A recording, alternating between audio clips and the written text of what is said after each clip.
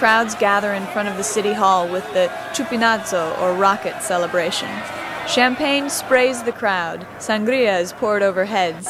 Everyone waves red scarves in the air, ties them around their necks, where they remain until midnight, July 14th, the official close of the festival. Most of the revelers, except for some Australians and New Zealanders, head for St. Nicholas Street and what is unofficially known as the running of the bars. You know, the Irish stereotype to me now seems a bit undeserved. The Spanish people, the Basque people, they know how to party. That's, you know, that's another level.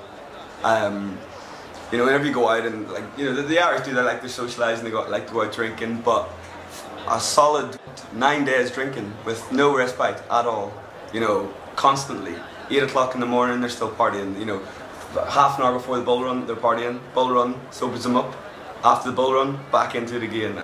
You know, it never relented, ever. It just went on and on and on.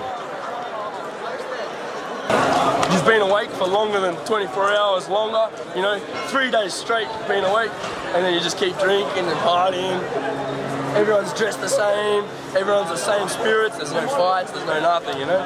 Good times, good times. For me, the festival is not only about running bulls and getting drunk. It is probably the closest thing I can think of is a remnant of the old Bacchanalian Dionysian festivals in Greece, where people would get drunk and not sleep in order to transcend their rational experience. It was a way of achieving something was other than what they are.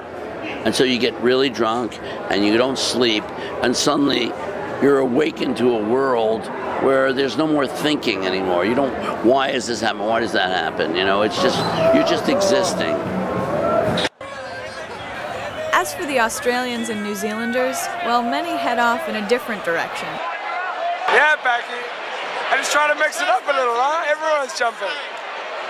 What about the love, baby? In fucking time. New Zealand? New Zealand? But you guys... Come on! Street diving. It's even more dangerous than it looks. It's fucking crazy. It's beyond macho. It's sheer madness. The locals hate it. They grease the monument, pelt eggs, and throw water bottles at the street vendors to discourage this ritual. But it doesn't seem to deter the drunken revelers. In point of fact, they bask in the attention. I think it's ridiculous. I've got 2 boys, and they're my sons. And I said to them, don't ever do that. I mean, you know, the funny thing is that the council here knocked 2 feet off the monument to make it safer for the guys to dive. Of course, it's against the law. You're committing a common offence, but nobody's ever going to bother about something like that here. We're idiots. You have a culture of thrills, right? That's exactly what it is. It's the way we're brought up. It's part of your culture. Exactly. The Spanish don't do it at all. No, they hate it. And the Americans don't do it.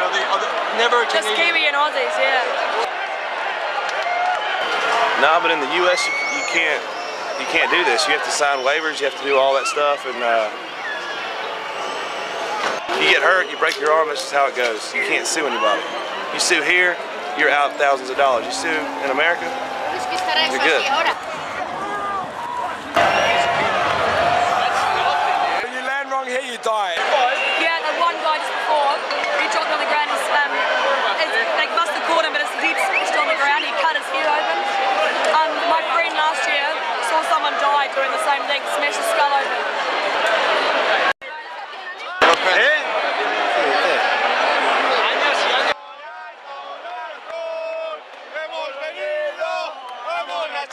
Smashed his face off the ground, pool of blood, but everyone just seemed regardless to it. You know, everyone was sitting there. They took the man away. He went off.